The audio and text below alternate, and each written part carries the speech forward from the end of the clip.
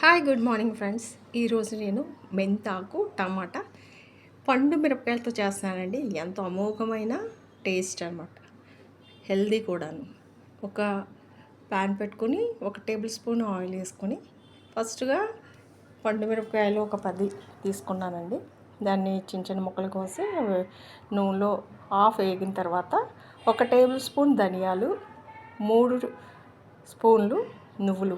ధనియాలు కూడా కొంచెం వేగిన తర్వాత నువ్వులు వేయాలండి, ఎందుకంటే నువ్వులు తొందరగా వేగిపోతాయి కనుక. కొంచెం చిటపటలాడింది, నువ్వులు చిటపటలాడిన తర్వాత వీటిని తీసి పక్కన పెట్టుకొని చల్లారే వరకు పక్కన పెట్టుకోవాలి.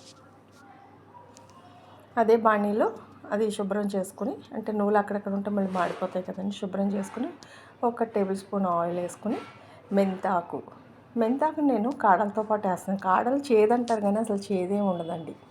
ఎందుకంటే ఇప్పుడు మనం టమాటా వేస్తున్నాము, పండు మిర్చి వేస్తున్నాము, చింతపండు వేసుకుంటాము. ఈ అన్నిటి వల్ల ఆ చేదుతనం అస్సలు ఉండదు. పప్పులోనైనా అసలు దాంట్లో ఉన్నటువంటి ఉపయోగకరమైనవన్నీ ఆ కాడలో ఎక్కువ ఉంటాయండి. అందుకే కాడలు పడేయద్దు. అది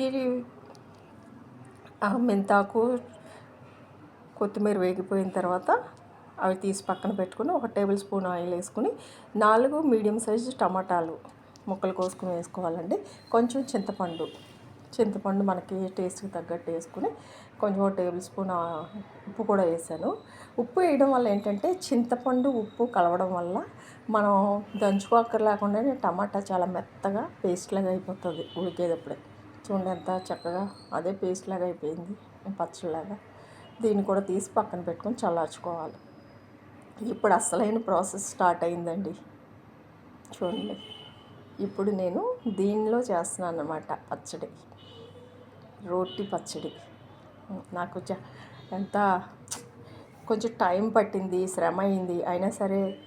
శ్రమ అయినా సరే టేస్ట్, ఆరోగ్యం ఉండాలంటే మనం ఒక్కోసారి తప్పదండి, చేసుకోవాలి ఈ విధంగాను. అది కొంచెం ఈ పండు మిర్చి, ధనియాలు, నువ్వులు నలిగిన తర్వాత ఈ మెంతికూర, కొత్తిమీర కూడా వేసి దంచుకున్న తర్వాత ఒక 10 పచ్చి వెల్లుల్లిపాయలండి. ఇది పచ్చి వెల్లుల్లిపాయలు బాగా టేస్ట్ వస్తుందండి. పచ్చళ్ళకి వెల్లుల్లిపాయ చాలా టేస్ట్ అండి. వేసుకొని దాన్ని కూడా కరెంట్ వస్తుంది పోతుంది, దాన్ని కూడా మెత్తగా రుబ్బుకొని నేనేం చేశానంటే ఇట్లాగ ఎక్కువైపోయిందని చెప్పేసి హాఫ్ ఇప్పుడు కొంచెం బాగానే నలుగుతుంది, మళ్ళీ టమాటా కూడా వేయాలి కదండి. అందుకని చెప్పేసి హాఫ్ తీసి చేస్తున్నాను.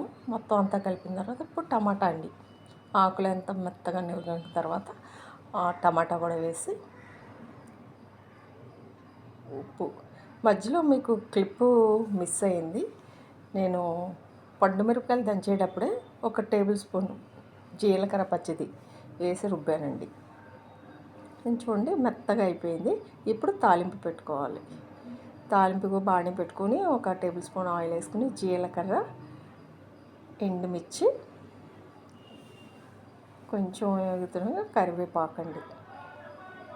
కరివేపాకు వేసుకొని కొంచెం వేగిన తర్వాత వెల్లుల్లిపాయలు ఒక 5, 6 వేసానండి.